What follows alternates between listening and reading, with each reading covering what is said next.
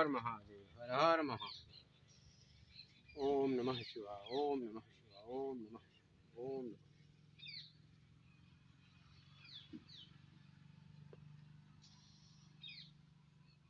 भगवान, मैं आज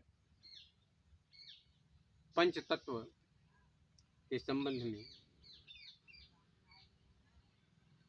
कुछ कहने जा रहा हूँ। पंच तत्व है क्या? दुनिया जान रहा है, रामायण में भी वर्णित है। क्षिति जल पावक गगन समीरा, पंच रचित यह अधम शरीरा। ये तो सब लोग जानते हैं। पृथ्वी जल अग्नि अंतरिक्ष और वायु।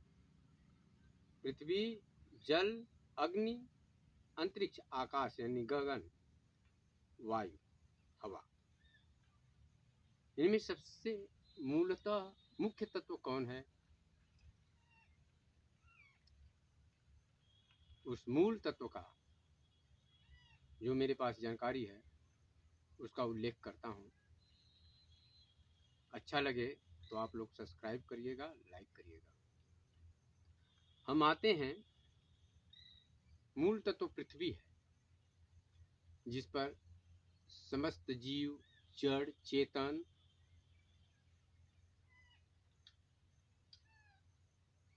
का आधार है, जीवन है। समस्त भौतिक जीवों का आधार शक्ति है, जो धरा के नाम से विख्यात है। इसकी दूसरी शक्ति आधार है।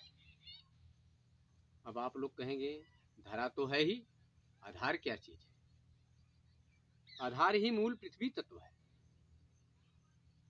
धरा नहीं। आधार ही मूल पृथ्वी तत्व है। यदि आधार न होता तो धरा कहाँ स्थिर रहती? आधार न होता तो धरा कहीं स्थिर न हो पाती। क्योंकि यदि पृथ्वी यानी धरा से आधार को हटा दे तो पृथ्वी शक्ति विहीन हो जाएगी।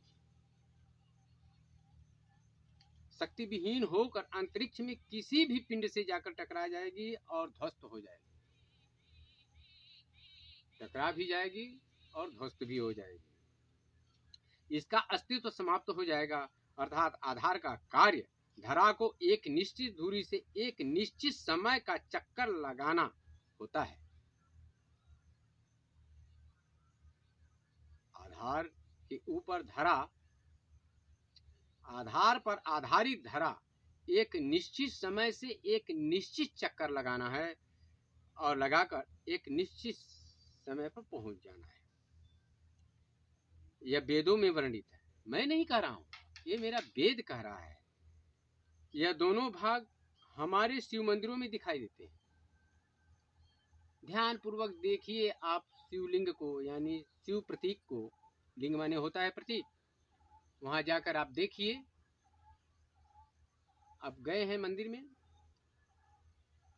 आप देखे होंगे शिवलिंगी है, उसके नीचे एक अर्घा बना हुआ है।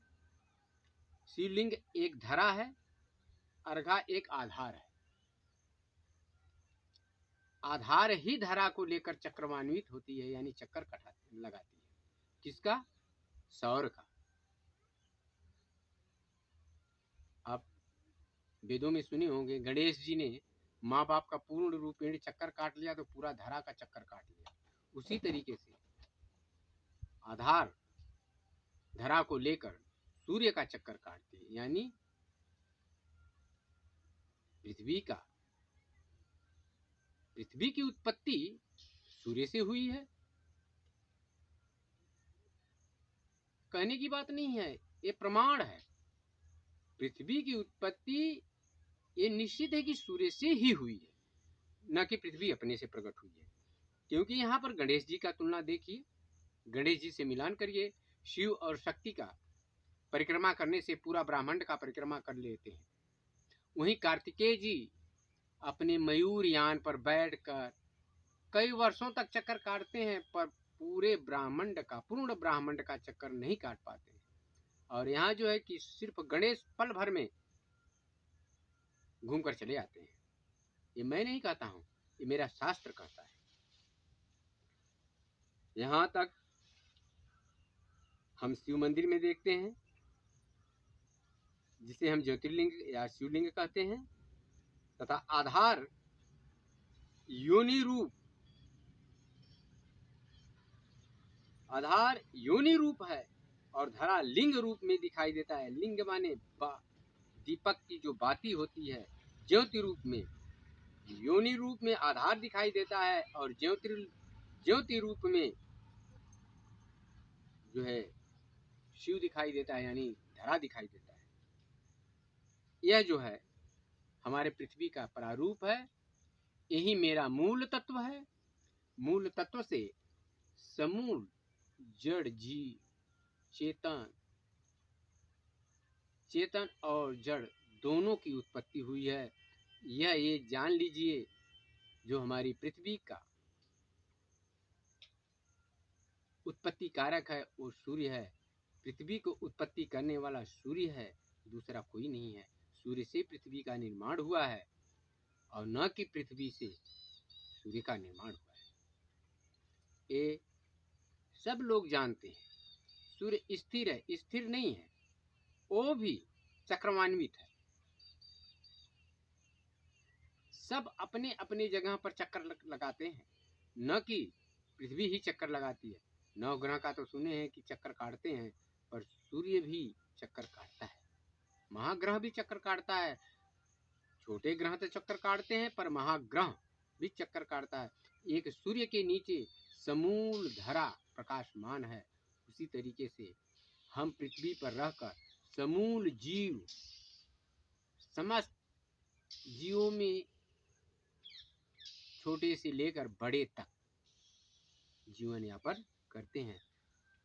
यह जो है पहला पैरा था पृथ्वी का।